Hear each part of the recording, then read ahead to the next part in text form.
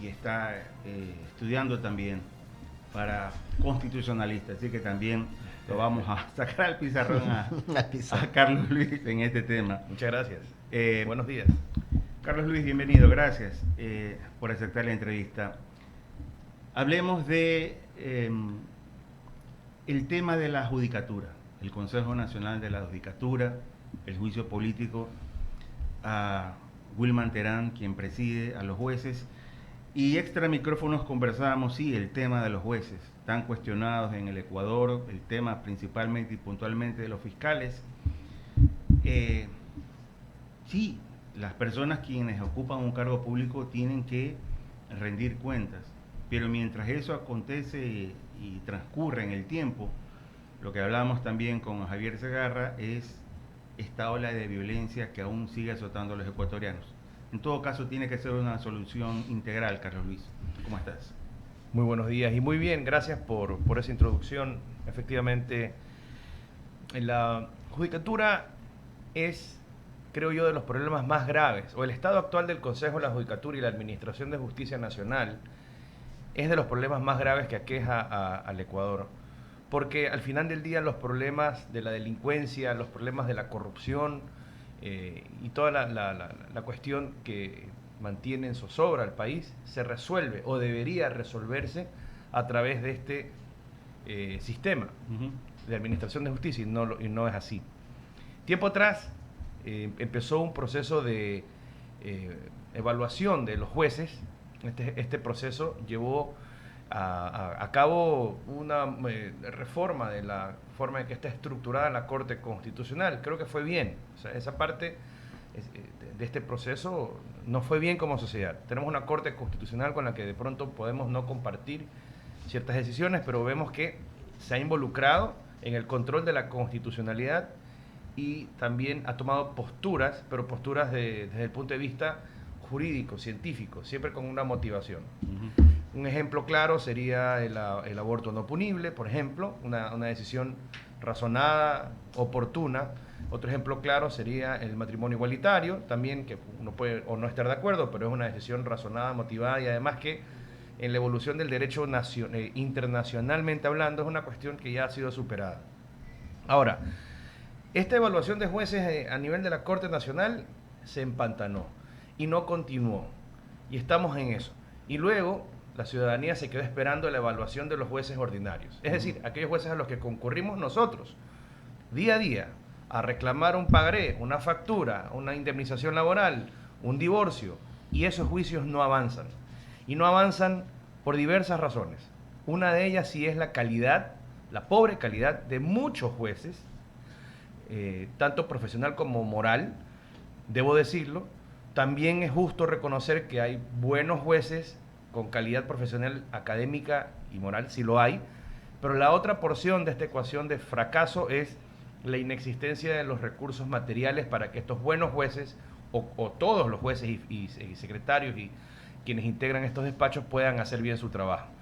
Y todo este fracaso es responsabilidad del Consejo de la Judicatura, que se ha dedicado a cuestiones absolutamente ajenas a la administración de la justicia nacional, absolutamente ajenas, y varias de ellas muy cuestionables. Por ahí recordábamos que en un momento este Consejo de la Judicatura, liderado por Wilman Terán, pretendió evitar la publicidad de las audiencias, creando expidiendo una resolución mediante la cual se impedía que el público pueda asistir a las audiencias públicas. Las audiencias son públicas. Claro que sí, claro. Cualquier persona puede estar interesado en sentarse a escuchar una audiencia y cómo se lleva a cabo. La dinámica social, la pandemia, el desarrollo tecnológico nos ha permitido estar presentes a través de la virtualidad, como esta entrevista también, por ejemplo, se transmite a través de internet, medios visuales. Lo mismo en las audiencias. Resulta que una de las primeras cosas que decidió el Consejo de la Judicatura, pero no tuvo cómo terminar de llevarlo a cabo, es impedir que las audiencias se puedan llevar a cabo a través de medios telemáticos con acceso al público. ¿Qué estaban escondiendo? Por ahí empezábamos a ver decisiones extrañas. Luego la destitución de Wilman, no es de Wilman Terán, no me acuerdo el nombre del juez. Javier Morillo creo que era. Bueno, no lo recuerdo. Pero uno de los vocales del Consejo de la Judicatura. No, es la destitución de Walter Macías, Okay, un juez de la Walter Corte Macías. Nacional, Sí. que además, en un evidente conflicto de intereses, era el juez ante quien se ventilaban procesos penales en contra de los mismos miembros del Consejo de la Judicatura. Así es. Y lo destituyen de una forma cuestionable, por demás cuestionable, cosa que quedó sin efecto a través de una vergonzosa acción constitucional que los puso en su lugar. Luego, esta decisión de prolongar en el periodo del ejercicio de sus funciones a varios jueces, que son los jueces que actualmente integran la Corte Nacional, ante quienes se ventilan otros procesos penales instaurados en su contra por los delitos de tráfico de influencias, obstrucción a la justicia y me parece que también algo de enriquecimiento ilícito o lavado de activos. Finalmente ahora, lo último con lo que nos ha avergonzado este Consejo de la Judicatura, que se ha puesto en evidencia, algunos de sus miembros alguna vez se presentó en estado etílico una sesión y luego presentó una inverosímil versión de que esto no era cierto. Por favor, lo vimos todos. Ahora, en medio del concurso de selección de jueces para la nueva Corte Nacional, se han presentado un sinnúmero de irregularidades. No es público el acceso a las hojas de vida de los concursantes. Se echó para atrás en un proceso, en una de las etapas del proceso, permitiéndole que la vuelvan a ejecutar a voluntad por un supuesto error en el sistema. Se invita a veedores internacionales y no se acogen sus recomendaciones. Entonces yo creo, la verdad, que el Consejo de la Judicatura tiene un desgaste político, administrativo, inevitable. Y el juicio político planteado por las bancadas de la Asamblea Nacional, una de las primeras cosas que veo, hay una concurrencia o convergencia alrededor de una idea, yo creo que es inevitable a sí mismo y va a terminar con su destitución. En todo caso, el Consejo Nacional de la Judicatura maneja la parte administrativa de la justicia, ¿verdad? Así es. Entonces, cuando sale el presidente Wilman Terán y señala que es la falta de presupuesto lo que origina todos estos problemas, pues se contradice con tu criterio. Sí, no es solamente la falta de presupuesto, y por ahí hubo algún debate entre el que fue ministro de Economía, que hablaba, señora Rosemena Marriott, hablaba de que si se le habían asignado los recursos suficientes, que incluso tenían una falla en la ejecución del presupuesto, es decir, es un tema administrativo operativo. Yo creo que hay incapacidad en todo sentido. No puede ser que la falta de presupuesto, por ejemplo, implique que las unidades judiciales funcionen literalmente a media llave. Y con eso me refiero, si usted va a una unidad judicial, a una audiencia, debe tener siempre un juez, un secretario, o una juez y una secretaria, un asistente o varios asistentes, lo que se conocían como amanuenses, y en alguna época hubieron meritorios, que eran, digamos, pasantes, estudiantes de Derecho, que a cambio de conocimientos prestaban unas horas de servicio. Sí. Resulta que hoy en día es muy común ver que hay jueces que están encargados de varios despachos. Entonces tienes, cuando menos obviamente, un juez y un secretario, que muchas veces también encuentras que están encargados de varios despachos. Es decir, que no hay ni siquiera un juez y un secretario por cada despacho. El recurso humano es insuficiente y obviamente no se van a dar abasto para resolver la gran cantidad de juicios que tienen en su haber. No hay personal de apoyo, no tienen papelería para imprimir, no tienen imprentas, no tienen acondicionamiento de aire, los baños son asquerosos en las unidades judiciales, y realmente este ambiente laboral de ninguna manera es favorable para un trabajo. No puede ser que eso no se solucione, no tiene sentido, algo debe hacerse pronto. Continúa, Javier Segarra. Gracias, Enrique. Buenos días, abogado. La verdad que cuando usted se refiere a algunos temas dentro de la función judicial, lo último, no hay papel, o sea, eso no es nuevo, eso viene de años. Así es.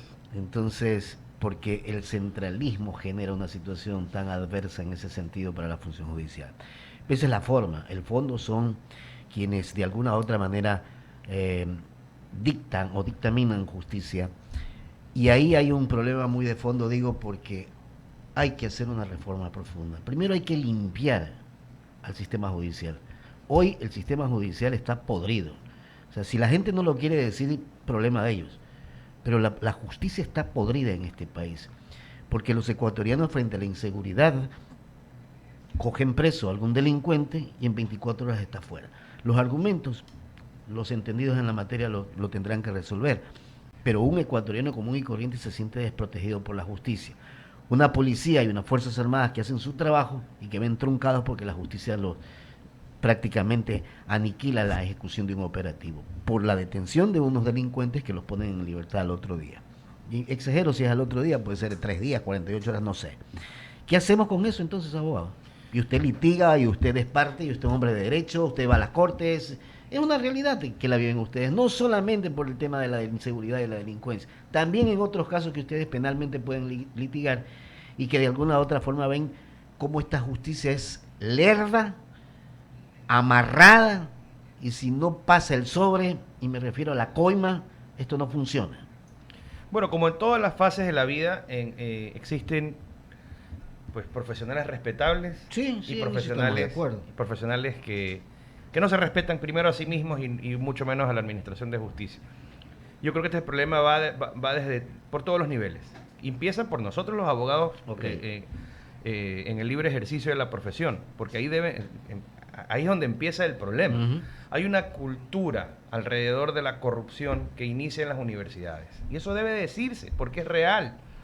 ¿Quién no sabe que hay universidades en el país donde de pronto hay que pagar para poder pasar de una materia? Eso ya es un secreto a voces que viene pasándose mucho tiempo. Mucho tiempo. ¿Quién no sabe también que hay universidades en el país donde se fingen mucho ciertas materias? Hay profesores que no están capacitados para dar clases, hay profesores que no se presentan todo el tiempo para dar sus clases oportunamente, decepcionando a un estudiante. El estudiante que entra emocionado por aprender, que entra legítimamente emocionado por la carrera, se decepciona en el camino, muchos. Entonces, ese es el yo creo que el primero de los problemas. Luego, la representatividad gremial. ¿Qué hacen los colegios de abogados sobre estas problemáticas? Nada, absolutamente nada. En Guayaquil, el colegio de abogados se ha transformado en un bastión deportivo, social, y que pocas veces levanta la voz sobre cuestiones de importancia. En Quito algo distinto, pero al final del día termina siendo también, o termina involucrándose en esta discusión de la política gremial, y finalmente no aportan. Universidades, gremios, y luego vamos a la fase de la administración de justicia propiamente dicha. Jueces, secretarios, fiscales, con escasez de recursos para trabajar y con mucha delincuencia encima que los pone en entredicho. Entonces, ¿cómo le pide a un juez honesto que tiene la intención de administrar justicia que le llega un parte mal elaborado en circunstancias en las que la policía no presta, generalmente, no digo siempre, pero no presta el contingente necesario para evaluar un caso y hacer justicia? Y por el otro lado, la familia del delincuente o los compinches del delincuente lo amenazan, lo intimidan. ¿Qué haría usted como ser humano ante una amenaza, la falta de colaboración, la falta de recursos? No hay ninguna seguridad para los jueces en las unidades judiciales y también hay corrupción. Sí, sí. No lo vamos a negar, evidentemente es así. Entonces, yo creo que es urgente que el gobierno se involucre en arreglar la situación de las universidades, específicamente las facultades de jurisprudencia del país, para que vuelvan a tener un nivel aceptable, como lo fue, y como lo sigue siendo con sus honrosas excepciones, obviamente. También debe, de alguna manera, regular la participación de estos colegios, de estos gremios, pero principalmente en la administración de justicia, inyectar recursos económicos, pero obviamente cuidando que estos recursos económicos sean invertidos en mejorar las facilidades para trabajar. Y finalmente, la función legislativa también tiene una tarea que hacer en todo esto, ¿no? Hay reformas y ya se están empezando a discutir, eso lo veo bien. Ayer vi que se aprobó una ley que le daba oportunidad a los guardias de seguridad privado a portar armas y a colaborar con la delincuencia, con la lucha contra la delincuencia. Veo que en la discusión también está la participación de las Fuerzas Armadas para colaborar con el cuidado de la delincuencia. Me parece muy bien. Pero también hay otras cosas que urgen, ¿no? Esto que decía, que es la noción más elemental. El ciudadano todos los días ve en las noticias cómo reportan que capturan a un delincuente en flagrancia, con videos. Se ve que es la misma persona, muchas veces con la misma ropa, que poco después de haber ejecutado un acto delictivo, un sicariato, un robo a mano armada o lo que sea. Ante esas evidencias, la noticia del día siguiente es que quedó en libertad porque no habían suficientes elementos o lo que sea. Pasó en Machala. Pasa todo el tiempo. Entonces, Increíble. estamos ante una problemática que es técnico y jurídica. La prisión preventiva es una medida cautelar. La presunción de inocencia implica que no puede ser privado uno de su libertad como una pena, sino de forma, digamos, Muy evidenciada. muy exagerada, en Ok. casos muy concretos, cumpliendo requisitos y condiciones muy estrictas bajo la modalidad de la prisión preventiva. Entonces, yo sí creo que frente a casos de delitos graves, como por ejemplo sicariato, robo a mano armada y este tipo de delitos, debería haber en flagrancia ante las evidencias de que una persona manifiestamente es quien lo cometió, pese a que se presuma su inocencia, debe haber una excepción a este criterio de la prisión preventiva. Esta gente debe salir, debe ser extraída de nuestra sociedad lo más pronto para que la sociedad esté a buen recaudo. Claro, porque en ese proceso de prisión preventiva es donde viene el tejimaneje y pueden obtener la Y mire, libertad. se lo digo yo como abogado defensor, que es mi esencia. Ya. La prisión preventiva debe ser excepcional, estoy de acuerdo. Pero esta excepcionalidad debe tener a sí misma excepciones, creo yo, en ciertos casos. Y a los más giles van a la prisión Así preventiva. es, a la gente que no tiene esta dinámica permanente dice, de estar coartando jueces. Como se dice en el argot popular, al que roba una gallina lo meten Y preso. lo otro son las cárceles, la otra parte de esta Ese ecuación. es el otro ¿A dónde problema, van a chico. ir a parar los delincuentes? Ni Mm. les importa ir a la cárcel. Claro. Ni les importa. Ellos viven en este medio, cuando integran parte de una organización delictiva, obviamente, si van a la penitenciaría del litoral y tienen acceso a drogas, alcohol, todo lo que, a comida, viven como reyes. Obviamente. Todo gratis. Todo gratis, así es. Todo Y gratis, entonces, con el celular en mano, con telefonía, con televisión satelital. tienen todas las comodidades que se puede tener fuera de la cárcel y eso es absurdo. Veo que el presidente de la República ya está dando pasos hacia adelante Ujú. en este sentido. O sea, se está asesorando bien, me parece. La ministra de Gobierno es una persona muy calificada en materia penal y en política criminal. Lo sé de primera mano. Espero que pueda ejecutar. Se han visto cambios en las cúpulas de las Fuerzas Armadas y de la policía.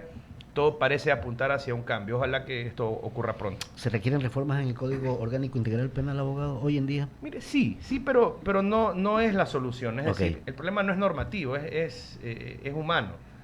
Entonces sí, hay reformas como por ejemplo la que acabo de sugerir, ¿no? Ya. Que revisemos la excepcionalidad de la prisión preventiva Claro. para casos graves. También, por ejemplo, el trato a los adolescentes infractores, pues no puede ser que estén involucrándose a menores de edad en la dinámica delictiva y resulta que pues ellos quedan impunes, porque el régimen para sancionarlos es muy flexible. Y hay un montón de cosas que podrían arreglarse y creo que la Asamblea lo tiene claro. Ayer hablaba con Vicente Tallano, que es un buen amigo, Ujú. y conversábamos sobre este proyecto. Están revisando las condiciones de la legítima defensa, por ejemplo, en esta ley. No sé si esto ya pasó o estaba por pasar. Y esta institución, que es una institución muy tradicional del derecho penal, que implica que alguien puede actuar y causarle un daño a otro en defensa de, frente a la comisión de otro daño, aparentemente están reduciendo las condiciones para que alguien pueda actuar ante la inminente, la inminencia de un daño, y no necesariamente esperar que le causen el daño. Claro. Me parece que esta discusión es sana y creo que nos va a llevar hacia adelante desde el punto de vista normativo, pero mientras no hayan suficientes y bien capacitados fiscales y jueces y bien sustentados con recursos humanos y materiales, no va a pasar absolutamente Y nada. ahí se requiere entonces de esta reforma profunda que yo digo dentro de la función judicial, abogado. Debe haber una reforma profunda en la administración de ¿Cuál justicia, en el Consejo de la Judicatura. El presidente de la República, que tiene una enorme tarea en sus hombros, tiene la iniciativa de la consulta popular y creo que por ahí va el rumbo hacia darle solución a estas cosas pronto, porque la gente exige soluciones pronto. Claro, y eso de alguna u otra manera es lo que esperamos los ecuatorianos, o sea, ese giro que debe tomar en un tema como tan delicado como este, ¿no? Definitivamente. Vamos a ver si están a la altura. La sociedad ecuatoriana exige un cambio. Hay muchas cosas que revisar Y bueno, pasan los días y seguimos esperando cosas, vemos pasos hacia adelante que no se detengan. El sistema carcelario. El sistema fatal. carcelario es una urgencia, ¿no? Para mí está, al igual que la Administración de Justicia Nacional, si es que no lo han declarado así, está en estado de emergencia, es una catástrofe. Alguna vez me preguntaban sobre cuando pasan estas crisis dentro de las cárceles, estos motines, ¿qué se puede hacer? Pues si no hay más cárceles, ¿dónde nos llevamos? Digo, bueno, ¿qué pasa cuando hay un terremoto y se derrumban los hospitales? O los edificios, o las viviendas.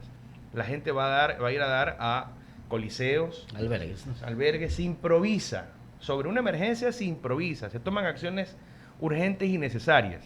Yo creo que en la cuestión de las cárceles es urgente y necesario. Lo primero, separar a los delincuentes de las personas que están privadas de su libertad por otras razones, que no son tan graves como las pensiones alimenticias, la ejecución de prisión preventiva por delitos menores, no graves, Contravenciones menores. contravenciones de tránsito, contravenciones menores, y clasificar a estas personas, trasladarlas a otro lado, donde puedan cumplir ellos una especie de arresto más razonable, no en estas cárceles que están sujetas al control de la delincuencia organizada.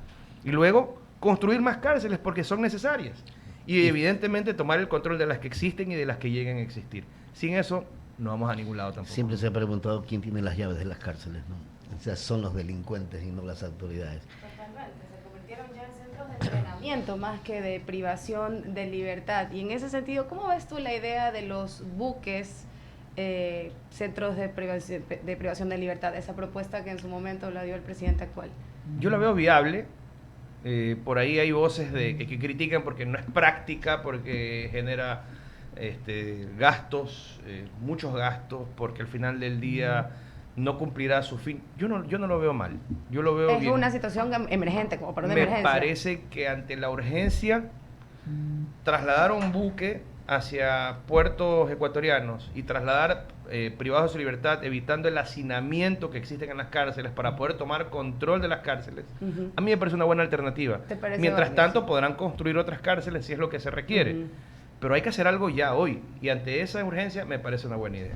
¿Y crees que tal vez habría algún peligro de que haya un ataque en territorio, o sea, en maritorio, por así decirlo, palabra que no existe, pero que en la universidad alguna vez escuché a una historiadora colombiana Maritorio, decir buena. es que el territorio marítimo, me dice maritorio. ¿Crees que habría la posibilidad de que haya un ataque tal vez a este? Lo a hay, esta lo hay, y lo cárcel hay en flotante, tierra, por ¿por qué así no lo va a ver en el mar? Sí, hay drones que se acercan con explosivos, hay masacres Ujú. cuantiosas, armas, fusiles de asalto. O sea, la probabilidad de que incluso secuestren, como acaba de pasar hace pocos días con uno de los buques que estaba entrando al puerto, de los que el capitán denuncia que fue asaltado con fusil. Y eso pasa todo el tiempo. El problema es que nosotros nos enteramos a cuentagotas de Ujú. ciertas cosas, pero eso pasa todo el tiempo. Entonces sí, si hay la posibilidad de que estos buques corran peligro ante la delincuencia organizada, sí, lo hay. Pero hay que soluciona to- ahorita ese problema. Pero hay que tomar acciones para evitarlo. Si lo sabemos, lo podemos prevenir, y lo podemos prevenir, lo podemos solucionar. Y definitivamente se habló mucho en campaña de esta selección de los PPLs, ¿no? No es lo mismo, como bien decíamos, una persona pues que debe o adeuda la manutención, que obviamente Claro. es gravísimo, pero no lo podemos poner en el mismo lugar donde hay grupos delincuenciales Asesinos, buscando, por ejemplo. no, y sobre todo buscando más personas para sus filas. El hecho de que se hayan convertido en centro de entrenamientos y de extorsión, sabemos todos que en la penitenciaría del Litoral aquí hay incluso un centro de extorsión donde tienen los celulares conectados con las líneas compradas de otros lados durante los cuales te vacunan. Entonces, yo creo que le estamos sumando filas a la delincuencia organizada cuando no clasificamos a los PPLs, porque una persona no le va a quedar otra que pertenecer o al uno o al otro, o pues... O morir. Y ya vimos en campaña como el candidato Topic se acercó a la penitenciaría del Litoral en un ejercicio práctico, instaló una antena, Inhibidor de señal, un ¿no? inhibidor de señal, Ujú. y lo ejecutó sin mucho problema. Así es, sin ¿Por qué, mucho drama, por qué exacto. esto no lo puede hacer el gobierno? No entiendo. Honestamente no lo entiendo. Pero ayer decía el presidente de la República, partamos por lo básico, ¿no? Porque tienen enchufes las celdas, ¿no? Si no Sí, tuvieran bien. enchufes no tuvieran Claro. teléfono. Claro. Sí, es Es verdad. tan sencillo como Claro, eso. Sí. claro, y sobre todo... Para o sea, poner luces en Navidad. ¿No? y yo creo que un poco también refleja ya el tema dentro de la penitenciaría cuando encuentran las piscinas de tilapia. Ya, yo sé que nos causó un poco de gracia, Crianza pero de cerdo, te habla, gallo. te habla que también no están haciendo nada. O sea, ¿por qué no los ponemos a hacer algo productivo para ellos mismos? Hablemos de cuánto le cuesta al país cada PPL. ¿Qué tiempo te Son demora? unos precios, por si acaso, exorbitantes lo que al país le cuesta a cada uno de los PPLs, porque el sistema penitenciario es un hotel gratis. No hay una manera que ellos también produzcan, no solamente para ellos mismos, sino para también las familias que mantienen afuera. Entonces, se van todos al lado de ilegalidad. ¿Cómo ves tú que se podría hacer algo de productividad a través de los...? A mí me parece necesario, porque la forma de solucionar, la forma en que los gobiernos solucionan los problemas de la delincuencia en la sociedad organizada, no estoy hablando de las cárceles, es precisamente creando polos de trabajo, polos de entretenimiento, de deportes, parques, canchas. Y resulta que cuando una persona está literalmente encerrada sin hacer nada más que estar encerrado, obviamente va a tener mucho tiempo disponible. La idea es que utilice este tiempo disponible en algo que sea provechoso para sí mismo y para la sociedad. Y esta forma de autofinanciar el funcionamiento de las cárceles es una solución. El problema es que depende también, obviamente, de la voluntad humana de un conglomerado social que está enajenado hace mucho tiempo y está tomado por la violencia que yo no recuerdo haber visto antes. Yo no me acuerdo cuándo empezó esto, pero yo sí me acuerdo de haber vivido en un país diferente, donde podías caminar por las calles, por supuesto. Totalmente. donde sí, O había sea, creo que como el arranche y eso, claro, el robo, pero como hasta ahí. ecuatorianos creo que a todos es un choque para cualquier ecuatoriano, porque creo que ninguno jamás ha tenido esa vivencia, ver los videos de las cárceles, cosa que yo personalmente no lo hago, porque para mí es algo muy, muy fuerte, ¿no? Pero ese no es el país al que estamos acostumbrados. Bien, gracias Carlos Luis por habernos acompañado, en verdad una entrevista bastante productiva, propositiva, que es lo que requiere el país en estos momentos, ¿no? Propuestas, más propuestas y menos críticas, sobre todo las negativas. La crítica no es mala, la destructiva, esa es la que nos destruye a todos, perdón la redundancia, pero es real. Se trata en este país de proponer. Gracias nuevamente Carlos Luis. No, gracias a ustedes por el espacio y que siga teniendo un lindo programa. Muy amable, muy Muy bien. bien. Nosotros vamos. ¿Qué le pasa? Vamos a ver, las primero menciones. tranquilito, no se me altere. Es que me están indicando Pero usted ya no le al haga señor. caso al señor. Bueno, El señor le hago tiene que caso a hacerle usted. caso, no. Pero con orden. No ese nerviosismo que le mete. Hay que hacer menciones publicitarias, así que lo invito. ¿Le parece bien? Increíble, usted es sangre fría.